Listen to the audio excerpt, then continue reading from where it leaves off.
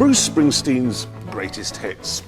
You know exactly what to expect. Power chords and Clarence's wailing sax.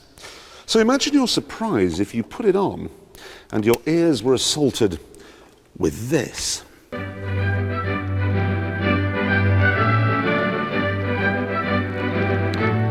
tin of beans. You'd be... Do you think we could lose this music now? That's better. You'd be startled and amazed if you opened it up, expecting a delicious meal for two with some slightly whiffy after effects, to find it's full of tea bags.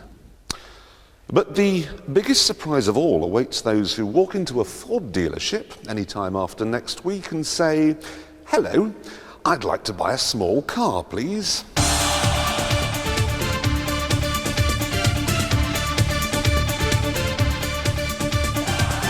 This unusual-looking thing rejoices under the equally bonkers name of the ancient Egyptian word for soul. If the Ford Fiesta is John Major and the Vauxhall Corsa is Tony Blair, then this is Screaming Lord Sutch. But under the top hat and behind the staring eyes, it's basically a normal Ford Fiesta. Same 1300 engine, same suspension. However, because it's a little smaller, because the overhangs are slightly less pronounced, it's a little more fun to drive, a little more responsive, a little more sporty. And because it's lighter, it's economical too. I've been driving relatively quickly and I've put in 48 miles to the gallon. Naturally, the new, shorter, narrower body makes the a handy little tool around town. Parking is a piece of cake. Obviously, it's smaller than a Fiesta on the inside too, but because it's quite tall, you don't feel especially cramped. The back seats can cope with teenagers, but the boot is titchy. It'll handle most of your sporting requirements, providing you steer clear of jet skiing. So, it's a small car, and we all know what that means on the motorway. Think Mini, think Fiat Cinquecento. Now think 70 miles an hour, and oops, your eardrums have burst. But the really is a revelation. I'm doing 70 miles an hour right now, and you can hear me even if I whispered.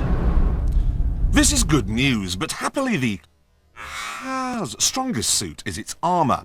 No matter what sort of accident you choose to have, the engine is always deflected away from the passenger compartment. There are two telescopic battering rams running down the side, and the airbag is tuned to inflate as the seatbelts tense up. This is supposed to be as safe as a small car can be.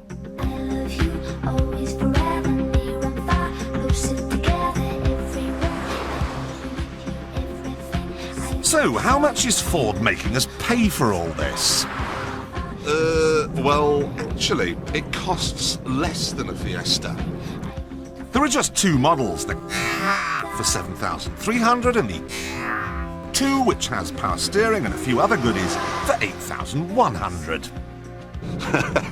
I was just thinking, it's a good job they didn't have a SI.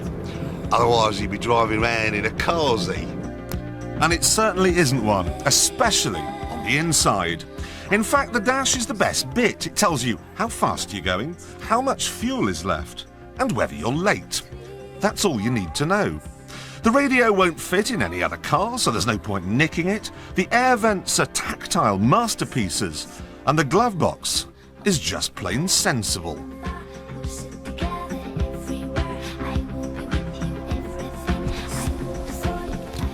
Ever since the new Fiesta came out a year or so ago, I've maintained it's the best small car on the market, but this, if anything, is even better.